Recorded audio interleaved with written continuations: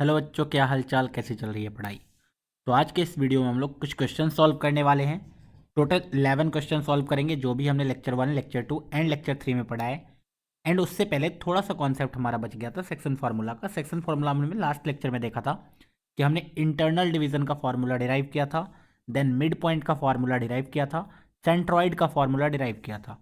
लेकिन वहाँ पे मैंने बताया था कि दो फॉर्मूले होते हैं, एक इंटरनल डिवीजन का होता है, एक एक्सटर्नल डिवीजन का होता है इन सेक्शन फार्मूला। तो इस वीडियो लेक्चर में सबसे पहले हम लोग ये एक्सटर्नल डिवीजन का जो फॉर्मूला है वो डिराइव कर लेंगे। उसके बाद हम लोग मूव करेंगे क्वेश्चन प्रैक्टिस पे। टोटल 11 क्वेश्चन प्रैक्टिस करेंगे, वो मिसलेनियस होंगे, जितने भी कॉन्सेप्ट पढ़ाए गए हैं वो सारे कॉन्सेप्ट पे। तो वीडियो स्टार्ट करने से पहले जो भी इस चैनल पे नए हैं उनको बता दूं, इस चैनल पे जेई की तैयारी होती है, जिसमें कि हम लोग class 8th 9th 10th 11th 12th and dropper के बच्चों के लिए मैथ्स पढ़ाते हैं। क्लास 8th के बच्चों के लिए हो सकता है थोड़ा सा डिफिकल्ट हो, लेकिन 9th 10th 11th 12th and dropper के लिए बहुत ही अच्छा रहेगा ये। देखो यहाँ पे जैसे तुम नीचे जाओगे होम पेज पे, तुम्हें अपलोड सेक्शन दिखेगा, उसके और नीचे जाओगे तुम्हें दिखेगा जेई एडवांस या फिर आईआईटी जेई रिवीजन सीरीज, जिसमें कि हमने प्रीवियस ईयर पेपर सॉल्व किए हैं। तो जब पहला प्लेलिस्ट देखोगे तो उसमें हमने हर एक वीडियो में एक क्वेश्चन सॉल्व किया है जो भी जेई एडवांस लेवल का है। मल्टीपल चैप्टर्स के कॉन्सेप्ट यूज हो रहे हैं एंड उसके कॉन्सेप्ट पहले पढ़ाए हैं, उसके बाद उस क्वेश्चन को सॉल्व किया है। उसके बाद तुम देखोगे तो प्रीवियस ईयर पेपर सॉल्व किए गए हैं, 2011 से लेकर के 2019 के सारे पेपर सॉल्व किए गए हैं। एक एक क्वेश्चन को बहुत ही डिटेल में डिस्कस किया गया है। और नीचे जाओगे तो तुम्हें एक और प्लेलिस्ट दिखेगा जिसमें कि जेई मेन रिवीजन सीरीज है, और हमने प्रीवियस ईयर के पेपर्स भी सॉल्व करे हैं। तो सबसे पहला प्लेलिस्ट जो है, इसमें हमने क्या किया है, हर एक वीडियो में एक क्वेश्चन उठाया है जेई मेन लेवल का, उसका पहले कॉन्सेप्ट पढ़ा है, उसके बाद उसको सॉल्यूशन दिया है।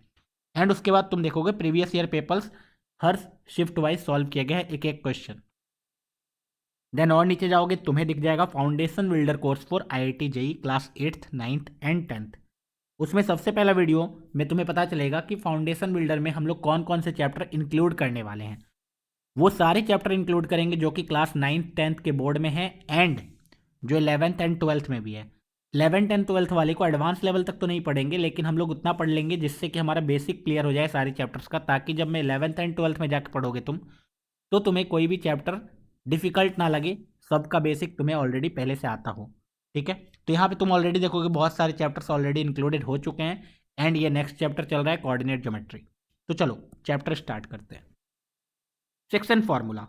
सेक्शन फार्मूला में सबसे पहले मैं याद दिला देता हूँ कि हमारे पास ए पॉइंट है जिसका कोऑर्डिनेट है x1 y1, एक बी पॉइंट है जिसका कोऑर्डिनेट है x2 y2। अब ध्यान से सोचना, सेक्शन फार्मूला इंटरनल डिवीजन में क्या बताया था कि ए और बी को ज्वाइन करो एक लाइन सेगमेंट से, एंड इसके बीच में कोई पी पॉइंट होगा जिसका कोऑर्डिनेट हमें नहीं पता होगा, एंड ये क्या कर रहा होगा, m/n रेशियो में डिवाइड कर रहा होगा। तो ये जो केस है ये किस केस का बन गया, इंटरनल डिवीजन का। वहाँ पे हमने बोला था A P upon B P is equal to M upon N होने वाला है। लेकिन एक्सटर्नल डिवीजन में क्या करेंगे, तो बेसिकली इसमें थोड़ा सा चेंज करने का है। इस बार पी पॉइंट ये मिडल में नहीं रहेगा, क्योंकि पी पॉइंट अगर मिडल में रह गया तो वो इंटरनल डिवीजन हो गया। तो पी पॉइंट कैसे रहेगा, कहीं एक्सटेंडेड होगा, इधर कहीं पे एक पी पॉइंट है on the line joining A B पे। ठीक है, ए बी वाली लाइन को एक्सटेंड कर दिया थोड़ा सा एंड वो कहीं पे है। देन इस बार जो रेशियो गिवन होगा वो फिर से वही रहेगा, A P upon B P is equal to M upon N, ये रेशियो गिवन होगा। दिस मीन्स उन्होंने क्या दिया है, ए पी का मतलब ये लेंथ की बात नहीं कर रहा हूँ, हम लोग रेशियो की बात कर रहे हैं। तो A P upon B P कौन सा गिवन है, ये एन, एंड पी का कोऑर्डिनेट इस बार निकालना होगा।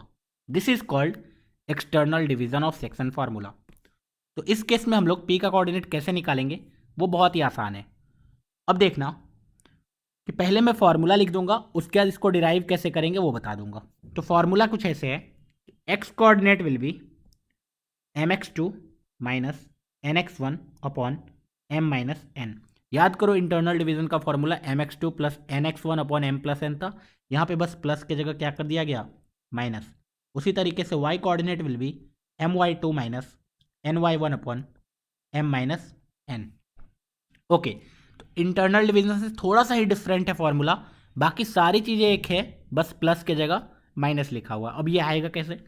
तो तुम अगर ध्यान से देखोगे तो इसको हम लोग इंटरनल डिवीजन के फॉर्मूला का ही यूज़ करके प्रूफ कर सकते हैं। कैसे प्रूफ किया, ध्यान से सुनना।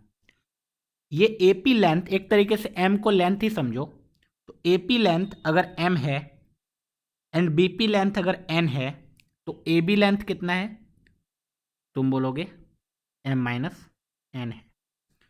हेंस अब इनडायरेक्टली ऐसे सोचो कि हमारे पास एक पॉइंट है ए, दूसरा पॉइंट है पी, बी क्या कर रहा है, उसको इंटरनली डिवाइड कर रहा है किस रेशियो में? M minus N is to N ratio में। तो क्या मैं बी का कोऑर्डिनेट यूजिंग सेक्शन फॉर्मूला निकाल सकता हूं? बोलेंगे यस। देखो कैसे। हमने क्या बोला कि बी का जो x2 होगा, बी का जो x2 होगा वो होगा m minus N times X plus N times x1 upon m minus N plus N. ठीक है, तो यहाँ से n से तो n कट ही जाएगा, so this is mx2 cross multiply करो is equal to m minus N times x plus n x1 है। So I can say mx2 minus n x1 is equal to m minus N times x है, hence x will be equal to mx2 minus n x1 upon m minus n. ठीक है, इसी तरीके से y में भी करेंगे तो सेम टू सेम आ जाएगा, हेंस ये फॉर्मूला प्रूफ हो जाएगा। ठीक है, तो हमें तो अल्टीमेटली फॉर्मूला याद रखना है, प्रूफ हमें नहीं करना है। तो एक्सटर्नल डिवीजन क्वेश्चन बहुत ही कम दिखेंगे तुम्हें, और अगर दिखे तो इसको सॉल्व करने से पहले तुम्हें ये डिसाइड कर लेना है कि m कौन सा है, n कौन सा है, x1 कौन सा है, y1 कौन सा है, x2 कौन सा है, y2 कौन सा है।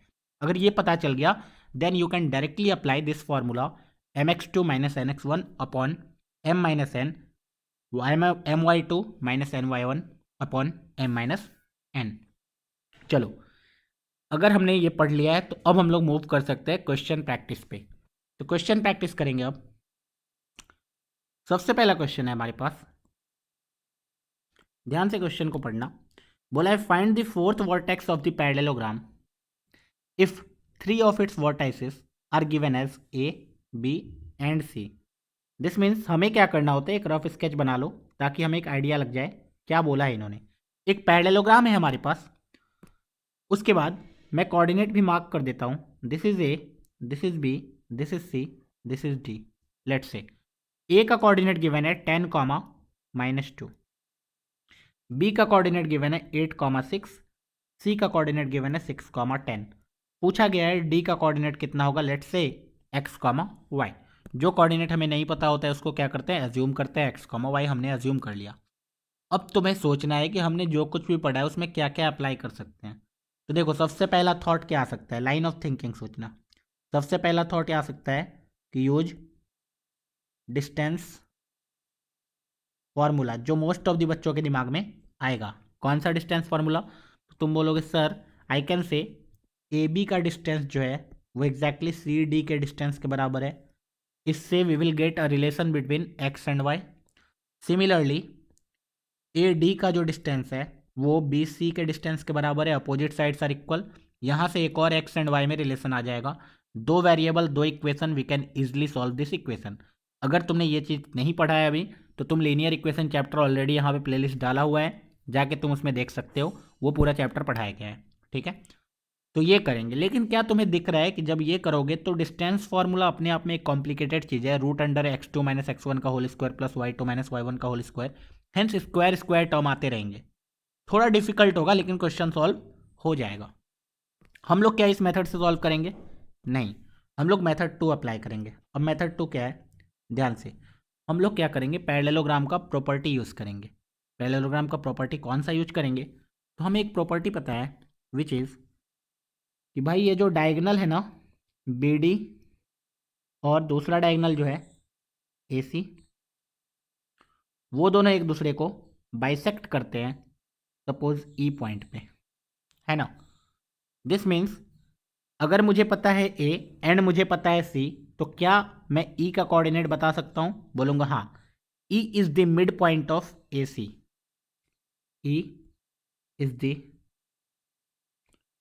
Mid point of A C. Similarly E is also the mid point of B D. E A C का भी मिड पॉइंट है, ई बी डी का भी मिड पॉइंट है, करेक्ट। अच्छा, अगर ए सी का मिड पॉइंट है तो कोऑर्डिनेट ज्योमेट्री में आई कैन से मिड पॉइंट का जो कोऑर्डिनेट आने वाला है वो आने वाला है 10 plus 6/2 that is X coordinate. Similarly -2 plus 10/2 that is Y coordinate. ये कोऑर्डिनेट किसका आया? ई का आया। लेकिन यहाँ से ई का कोऑर्डिनेट क्या आएगा? अगर बी और डी का एक्स एंड वाई कोऑर्डिनेट देखें तो 8 प्लस x/2 एंड इधर से 6 प्लस y/2। अच्छा, अकॉर्डिंग टू दिस ई का कोऑर्डिनेट ये होना चाहिए, अकॉर्डिंग टू दिस ई का कोऑर्डिनेट ये होना चाहिए, और ई तो एक ही पॉइंट है, जिसमें दोनों कोऑर्डिनेट सेम होने चाहिए। इससे हम लोग ये बोल सकते हैं कि जो x कोऑर्डिनेट है 10 प्लस 6 16/2 वो एग्जैक्टली 8 प्लस x/2 के बराबर होगा, और we can say x will be equal to, या फिर x plus 8 will be equal to 16, और we can say x is equal to 8। Similarly 10 minus 2 that is 8, 8/2 that is y coordinate, इस y coordinate के बराबर होना चाहिए, that is 6 plus y/2। This implies 8 is equal to 6 plus y, so y will be equal to 8 minus 6 that is 2। ठीक है, hence x की value आ गई, y की वैल्यू आ गई, so we can say d का जो कोऑर्डिनेट होगा वो होगा 2,8। कुछ बच्चों को ये कन्फ्यूजन हो सकता है कि सर आप 3 लाइन क्यों दे रहे हो? तो ये कोऑर्डिनेट लिखने का एक तरीका है, इक्विवेलेंट बोलते हैं इसको। ठीक है, मैथ्स में दिस इज कॉल्ड इक्विवेलेंट। 2 दिया तो इक्वल, 3 दिया तो इक्विवेलेंट। ठीक है, तो वो यूज कर सकते हैं हम लोग कोऑर्डिनेट ज्योमेट्री में। तो सबसे पहला क्वेश्चन हमारा सॉल्व हो गया, और याद रखना इस टाइप के क्वेश्चन आते रहते हैं। ठीक है, 10th बोर्ड में भी आते रहते हैं, और जेई में भी एक बार आया है। ठीक है, क्वेश्चन नंबर 2 हमारा बोला गया है the point on X axis which are at a distance of √13 units from this. सीधा क्लियरली इंडिकेट कर रहा है कि भाई तुम डिस्टेंस फार्मूला लगा दो। बोला एक पॉइंट होगा एक्स एक्सिस पे। अच्छा, सबको बताया गया एक्स एक्सिस पे जो पॉइंट होता है वो कैसा होता है? x,0। लेट्स से ये पॉइंट है ऑन एक्स एक्सिस। बोला गया इसका डिस्टेंस, एक और पॉइंट है -2,3, उससे √13 है। Hence they are saying P Q का जो डिस्टेंस है वो √13 है। ओके, पी क्यू डिस्टेंस √13 है, पी का कोऑर्डिनेट पता है, क्यू का कोऑर्डिनेट पता है, तो I can apply distance formula. X minus minus plus 2 का होल स्क्वायर, सबको डिस्टेंस फार्मूला अप्लाई करने आना चाहिए, नहीं आता है तो जाके लेक्चर नंबर 2 देखो। 0 माइनस 3 का whole square is equal to √13। अभी दोनों साइड रूट रूट है तो क्या करेंगे? स्क्वायर कर देंगे। जैसे ही स्क्वायर कर देंगे we will get x plus 2 the whole square, 0 minus 3 -3 होता है, उसका होल स्क्वायर 9 होता है, इज इक्वल टू 13। तो I can say x plus 2 का होल स्क्वायर कितना आएगा? 13 माइनस 9 4। तो x प्लस 2 की वैल्यू 2 भी आ सकती है, x प्लस 2 की वैल्यू -2 भी आ सकती है। एक्स स्क्वायर अगर 4 होता है तो x 2 भी होता है, -2 भी होता है, वही चीज़ मैंने बोला। ठीक है, so from here I can say x की वैल्यू 0 भी आ सकती है एंड x की वैल्यू -4 भी आ सकती है। Hence there are 2 points of P। एक पॉइंट होगा 0,0 जो एक्स एक्सिस पे होगा, और एक पॉइंट होगा -4,0। तो option number B is the right option. ठीक है, समझ में आया हमने क्या किया? जो भी उन्होंने बोला था हमने वही अप्लाई कर दिया, डिस्टेंस फार्मूला बोला था, डिस्टेंस फार्मूला अप्लाई कर दिया।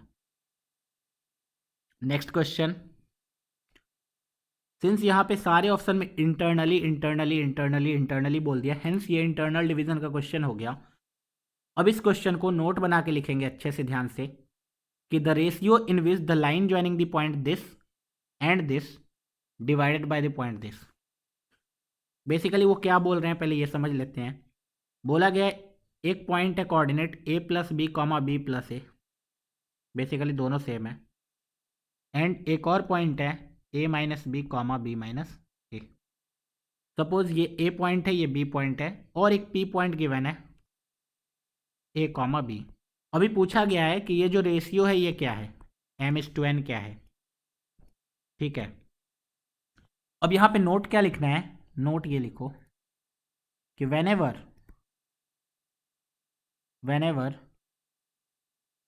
in a question ratio is asked, always assume it as k is to 1 not m is to n। क्यों ऐसा बोला इसको भी ध्यान से समझ लेते हैं। पहले नोट समझ में आना चाहिए, जब भी क्वेश्चन में उल्टा पूछ दे, मतलब सेक्शन फॉर्मूला में क्या होता है कि हमारे पास ए और बी गिवन होता है, बोलता है इस रेशियो में डिवाइड कर रहा है, देन बताओ कि कोऑर्डिनेट क्या होगा उसका। तो उन्होंने रेशियो पहले से दे दिया रहता है, उसके बाद कोऑर्डिनेट पूछते हैं। अगर लेट से उल्टा पूछ दिया कि अगर तीनों कोऑर्डिनेट दे दिया एंड पूछ लिया कि भाई बीच वाला किस रेशियो में डिवाइड कर रहा है तब बताओ, तो उस टाइम पे तुम्हें रेशियो एज्यूम करना होगा। तो बहुत सारे बच्चे M is to N assume करते हैं, तुम्हें हमेशा एज्यूम करना है के इज टू वन। दोनों सही कैसे है, एक सेकंड के लिए सोचना। किसी का आंसर आया 3/3:4। अच्छा 3:4 रेशियो, या फिर दोनों साइड 4 से डिवाइड कर दो, तो 3/4:1 रेशियो। क्या दोनों सेम चीज़ है? क्या दोनों सेम चीज़ है? तुम बोलोगे यस सर। अच्छा सपोज रेशियो आया किसी का 5:11, मैं 11 से डिवाइड कर देता हूँ, 5/11:1। क्या दोनों सेम चीज़ है? बोलेंगे हाँ। दिस मीन्स किसी भी रेशियो को समथिंग इज टू वन में लिखा जा सकता है। बोलेंगे यस, किसी भी रेशियो को समथिंग इज टू वन में लिखा जा सकता है। लेट्स से तुमने सॉल्व किया एंड के की वैल्यू आ गई 5/2। के की वैल्यू आ गई 5/2। दिस मीन्स वो रेशियो क्या रहा होगा, 5/2:1, और वी कैन से 5:2 रहा होगा। समझ में आया? ओके इससे फ़ायदा क्या हुआ, लेकिन एम इज टू एन क्यों नहीं एज्यूम कर रहे हैं, ये क्यों एज्यूम कर रहे हैं? तो एम इज टू एन इसलिए एज्यूम नहीं कर रहे हैं क्योंकि एम और एन दो दो अलग अलग वेरिएबल है। तो दो वेरिएबल है तो हमें कितने इक्वेशन चाहिए होंगे, दो इक्वेशन। लेकिन जब हमने के इज टू वन एज्यूम किया तो हमें कितने वेरिएबल मिले, सिर्फ और सिर्फ के। कितने इक्वेशन चाहिए होंगे, एक इक्वेशन। दिस मीन्स हमारा टाइम बचेगा, हाँ, कैलकुलेशन बचेगा, हाँ, बहुत कुछ बचेगा, हाँ, क्वेश्चन भी ईजी हो जाएगा। Yes, so let's assume ratio is के इज टू 1।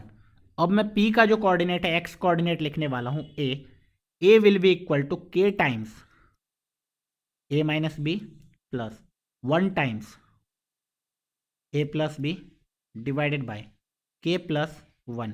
दिख रहा है डायरेक्टली एक ही इक्वेशन से हमारा आंसर आ गया, that is K. Yes, a times k plus 1 is A K plus A, this is equal to K A minus B K plus A plus B.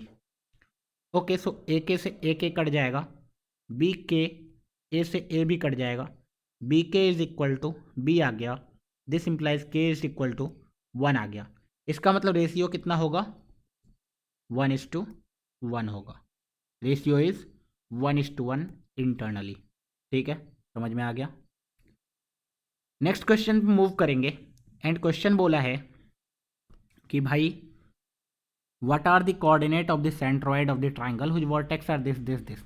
अच्छा तीन वर्टेक्स गिवन है तो कोई कोई ए होगा, कोई बी होगा, कोई सी होगा, एंड सेंट्रॉइड का कोऑर्डिनेट निकालना है तो बहुत ईजी है, x1 plus x2 plus x3/2। X coordinate will B 6 plus 5 plus 4/3। y coordinate will B 9 plus 7 plus 10/3। ठीक है, this is the centroid. Answer निकालो, 6 प्लस 4 10, 10 प्लस 5 15, 15/3 इज 5। ओके, और ये कितना आ गया, 10 26 है ना, 26/3, तो 8 2/3। That is D option. Easy था ये क्वेश्चन। नेक्स्ट क्वेश्चन पे मूव करेंगे। डायरेक्टली पूछ दिया कि find the distance between this point and this point, तो डिस्टेंस फार्मूला लगाना है। लेट्स से ये ए है, ये बी है, तो ए बी निकालना है। तो रूट के अंदर √3 + 1 माइनस √3 - 1 का होल स्क्वायर प्लस √2 - 1 माइनस √2 + 1 का whole square. This is the distance. इसको सिंप्लीफाई कर लो, √3 से √3 कट जाएगा, 1 माइनस माइनस प्लस 2, 2 का होल स्क्वायर इज 4 प्लस √2 से √2 कट जाएगा, -1 -1 -2 का होल स्क्वायर इज 4। तो ये √8 है, डेट इज 2√2। D option. ठीक है, इजी था ये भी। Next question. नेक्स्ट क्वेश्चन बोला है कि find the vertex of a triangle ABC are this this and this. Find the length of the median through C. अब ध्यान से देखना इस क्वेश्चन को। बताया गया था मीडियन क्या होता है। A, B and C given है। A is 2, 2, B is -4, 4, C is 5, -8। अब मीडियन थ्रू सी पूछा है। मीडियन थ्रू सी का मतलब ये लाइन का पूछा है, सी एफ। एंड मीडियन क्या होता है हमें सबको पता है, एक ऐसा लाइन जो वर्टेक्स से पास हो एंड बेस को बाइसेक्ट करे। ओके, तो मीडियन का लेंथ पूछा गया है, तो ऑब्वियस सी बात है सी एफ का लेंथ पूछा गया है। सी एफ का लेंथ पूछा है, सी का कोऑर्डिनेट पता है, अगर एफ का कोऑर्डिनेट पता चल जाता तो हमारा काम बन जाता है। And F is the mid point of A and B. F अगर ए और बी का मिड पॉइंट है तो 2 - 4/2 कॉमा 2 + 4/2। कोऑर्डिनेट कितना आ रहा है, 2 - 4 इज -2, -2/2 इज -1, 2 + 4 इज 6, 6/2 इज 3। तो एक कोऑर्डिनेट है -1, 3, दूसरा कोऑर्डिनेट है 5, -8। तो सी एफ जो डिस्टेंस आएगा वो कितना आएगा, √/y2 5 -+1 का होल स्क्वायर प्लस -8 -3 का होल स्क्वायर। कितना आ रहा है ये देख लो, 6 का होल स्क्वायर इज 36, 11 का होल स्क्वायर इज 121। तो दिस इज इक्वल टू √6 1 7 5 1 √157। तो मेरे हिसाब से this is √157 and answer is this. ठीक है, ये क्वेश्चन भी अच्छा है। देखो इस क्वेश्चन को ध्यान से देखो, थोड़ा कंफ्यूज हो सकते हो लेकिन दिमाग लगाओगे तो आसानी से बन जाएगा। क्वेश्चन बोला गया P and Q are the points on the lining joining A and B. A कोई पॉइंट है विच इज -2, 5। अच्छा, बी भी कोई पॉइंट है विच इज 3, 1। पी और क्यू इसी पे है, इसी बीच में कहीं है। एंड एक कंडीशन है that is A P is equal to P Q is equal to Q B. P and Q इस तरीके से है कि इसको ट्राइसेक्ट कर रहा है। बाइसेक्ट का मतलब सबको पता होता है, ट्राइसेक्ट का मतलब भी सीख जाओ। बाइसेक्ट का मतलब क्या है, 2 इक्वल पार्ट में डिवाइड करना। ट्राइसेक्ट का मतलब है 3 इक्वल पार्ट में डिवाइड करना। ठीक है, तो बेसिकली 3 इक्वल पार्ट में डिवाइड करेगा तभी तो A P is equal to P Q is equal to Q B होगा। ओके, देन इन्होंने पूछा है कि find the mid point of P and Q. P और क्यू का जो मिड पॉइंट होगा वो क्या होगा। ध्यान से सुनना, बहुत सारे बच्चे इसको इस तरीके से करते हैं, पहले पी कोऑर्डिनेट निकालने की कोशिश करते हैं, क्यू कोऑर्डिनेट निकालने की कोशिश करते हैं, देन एम निकालते हैं। पी एंड क्यू कैसे निकालते होंगे, तो ऐसे सोच लो, एक सेकंड के लिए सोचो ये पी ही है, this means this is 1:2 ratio. अगर ये 1:2 रेशियो है एंड ए और बी पता है तो I can find out P. Similarly this is 1:2 ratio, 1:2 ratio पता है तो क्यू पॉइंट पता चल जाएगा, कैसे, सेक्शन फार्मूला से। हेंस पी और क्यू दोनों पता चल जाएगा, दोनों पता चल गया तो मिड पॉइंट निकल जाएगा। This is one method. दूसरा मेथड ये सोचो ना, डायरेक्टली ए और बी का जो मिड पॉइंट होगा, पी और क्यू का जो मिड पॉइंट होगा, दोनों सेम ही तो होगा। ओके, तो इनडायरेक्टली वो लोग ए और बी का मिड पॉइंट ही पूछ रहे हैं। अच्छा, ये बहुत सारे बच्चे कंफ्यूज हो सकते हैं, क्यों होगा। सोचो ना, अगर ये डिस्टेंस x है, ये डिस्टेंस x है, तो ये डिस्टेंस x/2 है, ये डिस्टेंस x/2 है। हेंस इधर जितना डिस्टेंस है उधर इतना डिस्टेंस है, हेंस वो मिड पॉइंट है। ठीक है, तो हमने बता दिया भाई, हो गया। तो पी और क्यू का mid point is same as 3 - 2/2 5 + 1/2 that is 1/2, 3। Option number A. Next question, if the coordinate of the midpoints of the side of the triangle this and this, find the centroid। ठीक है, और अच्छा question, जैसे ही आगे बढ़ते जा रहे हैं क्वेश्चन अच्छा होता जा रहा है। ध्यान से देखना, ए का कोऑर्डिनेट, बी का कोऑर्डिनेट, सी का कोऑर्डिनेट हमें नहीं पता है। जब नहीं पता है तो हम अज्यूम करेंगे x1 y1, x2 y2, x3 y3 होगा। ओके, अब इस सोचो कि ए बी का mid point is 1, 1। Similarly B और सी का mid point is 2, -3। And C और डी का ए का मिड पॉइंट इज 3, 4। सबका नाम दे दे कुछ, क्या, D E F. Okay, then इन्होंने पूछा है सेंट्रॉइड क्या होगा। सेंट्रॉइड तो हमें पता है x1 plus x2 plus x3/2 होता है, y1 plus y2 plus y3/2 होता है। सो x1 हमें इतना दिख रहा है डायरेक्टली कि x1 plus x2 that is a और बी का मिड पॉइंट का x कोऑर्डिनेट इज दिस। तो फ्रॉम हियर आई कैन से x1 प्लस x2 की वैल्यू जो है 2 × 1 दैट इज 2 है। सिमिलरली x में ही अगर रिलेशन बनाना चाहूँ सिर्फ, तो x2 plus x3/2 that is in दोनों का x कोऑर्डिनेट का mid point is equal to 2। तो from here x2 plus x3 is equal to 4। And A और सी में देखूँ तो x1 plus x3 whole divide by 2 is mid point of x coordinate. तो x1 plus x3 is equal to 6।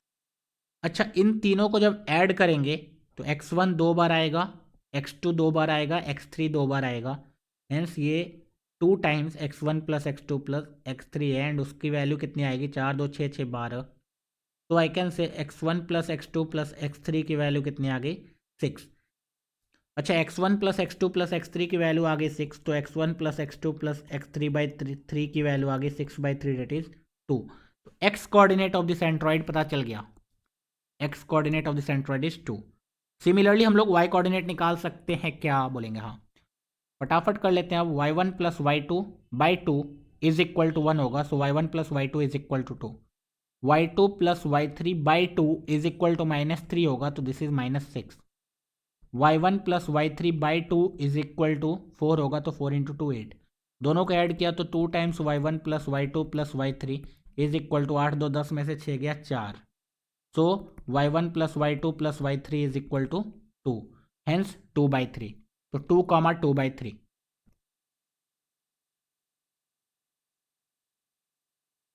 फिर से पूछा है, देखो नेक्स्ट क्वेश्चन में कि find the ratio in which the point this divides the point this and this. अब ध्यान से सोचना फिर से। ए पॉइंट मेरे पास -4, 3 है, बी पॉइंट मेरे पास 2, 8 है। लेट्स से पी पॉइंट कुछ भी है जिसका एक्स कोऑर्डिनेट हमें नहीं पता है लेकिन वाई कोऑर्डिनेट पता है। अब इसी चीज़ को ध्यान से समझना है। जब रेशियो पूछा है तो हमें क्या एज्यूम करना है, k:1 एज्यूम करना है। हमने अगर k:1 एज्यूम कर लिया तो अब देखना, अगर मैं पी पॉइंट का कोऑर्डिनेट लिखूंगा तो m की वैल्यू कितनी आएगी, 2 times k plus 1 times -4 that is -4 divided by k plus 1। क्या यहाँ से मैं k निकाल पाऊंगा, ऑब्वियसली नहीं। अब अगर y कोऑर्डिनेट देखोगे तो विच इज 6 एंड वो आने कितना वाला है सेक्शन फार्मूला से, 8 times k plus 1 times 3 divide by k plus 1। क्या यहाँ से k आ जाएगा, हाँ क्रॉस मल्टीप्लाई करो, 6 time k 6k plus 6 is equal to 8k plus 3। 8k minus 6k is equal to 2k, 6 minus 3 is equal to 3। तो k की value आ गई 3/2। ठीक है, k की वैल्यू आ गई 3/2। अब जब k की वैल्यू आ गई तो उन्होंने पूछा m की वैल्यू बताओ, तो मैं इधर पुट कर दूंगा 2 टाइम्स 3/2 -4 डिवाइडेड बाय 3/2 प्लस 1। 2 से 2 कट जाएगा, 3 - 4 -1 आएगा, नीचे 3/2 प्लस 1 इज 5/2, 2 ऊपर चला जाएगा तो -2/5। m की वैल्यू -2/5। सिंपल क्वेश्चन, बस थोड़ा बहुत फॉर्मूला याद रखना है और क्वेश्चन बन जाता है। नेक्स्ट क्वेश्चन मैंने बोला था एक्सटर्नल फार्मूला पे क्वेश्चन करेंगे। आज शुरुआत होते ही हमने एक्सटर्नल फार्मूला पढ़ा था, तो एक्सटर्नल फार्मूला पे क्वेश्चन आ गया कि भाई find the point which divides externally in the line joining the point this in the ratio. तो जब एक्सटर्नल का कॉर्ड यह आए ना क्वेश्चन, तो हमेशा ये डिसाइड कर लो, this is x1 y1, this is x2 y2, ये है m, ये है n। अब फॉर्मूला लगाना है हमारे लिए आसान होगा। We know x coordinate will be mx2 minus nx1 upon m minus n। Value put करो, mx2 m के जगह a है, x2 के जगह a minus b, minus n के जगह b है, x1 के जगह है a plus b, divided by m minus n that is a minus b। इसको सिंप्लीफाई करो, ऊपर आ जाएगा a² minus ab minus ab minus b²। Upon A minus B. ये अल्टीमेटली कितना आ गया, A square minus 2ab minus B square upon A minus B. X coordinate आ गया। सिमिलरली अगर मैं वाई कोऑर्डिनेट निकालने की कोशिश करूं तो एम वाई टू, एम के जगह ए, वाई टू के जगह है A plus B, minus N Y one, N Y one के जगह है A minus B, divided by M minus N that is A minus B. ऊपर कितना आ रहा है देखना, A square plus A B minus A B plus B square upon A minus B. तो ये ए बी कट गया, hence Y coordinate is A square plus B square upon A minus B. देख लो कौन सा answer है। Option number ए दिख रहा है मुझे तो, ठीक है। तो ये था एक्सटर्नल फार्मूला। एक्सटर्नल फार्मूला में डायग्राम नहीं बनाने का है, तुम्हें क्या करना है, बस ये फार्मूला याद रखने का है एंड उसको नाम रख दो, x1 y1 x2 y2 mn, अपने आप क्वेश्चन सॉल्व हो जाने का है, ठीक है। नेक्स्ट, अब ये क्वेश्चन देखने में बहुत ही डरावना है लेकिन क्वेश्चन बहुत ही आसान होगा, देखना। The coordinate of the points A B C are this this this, ठीक है, और तीनों एक ही पे हैं। D divides the line A B in the ratio of L is to K. Suppose A का कोऑर्डिनेट है x1 y1, बी का कोऑर्डिनेट है x2 y2 एंड सी का कोऑर्डिनेट है x3 y3। अभी बोला D divides the line A B in the ratio of L is to K. D का coordinate आ जाएगा L इज टू के करने के बाद D का कोऑर्डिनेट क्या आएगा, Lx2 plus kx1 upon L plus K, Ly2 plus ky1 upon L plus K. This is D। If P divides the line DC in the ratio of M is to K plus L। अब ध्यान से देखना, B का use खत्म तो B को मैं यहां से हटा रहा हूं, इसका भी यूज खत्म, इसको हटा रहा हूं। क्या तुम्हारे पास D दिख रहा है, C दिख रहा है? हाँ। अब बोला गया एक पॉइंट है विच इज P, वो DC को M is to K plus L ratio में डिवाइड कर रहे हैं। देन कोऑर्डिनेट ऑफ P कितना होगा, एक्स वाई होगा। सेक्शन फॉर्मूला लगाएंगे, x की value is K plus L times D का x coordinate is Lx2 plus kx1 upon L plus K plus M times x3 upon M plus K plus L। यहाँ देखोगे L plus के cut जाएगा, ये ultimately आ गया kx1 plus Lx2 plus mx3 upon के plus L plus M, ठीक है। kx1 Lx2 mx3 upon के प्लस L प्लस M।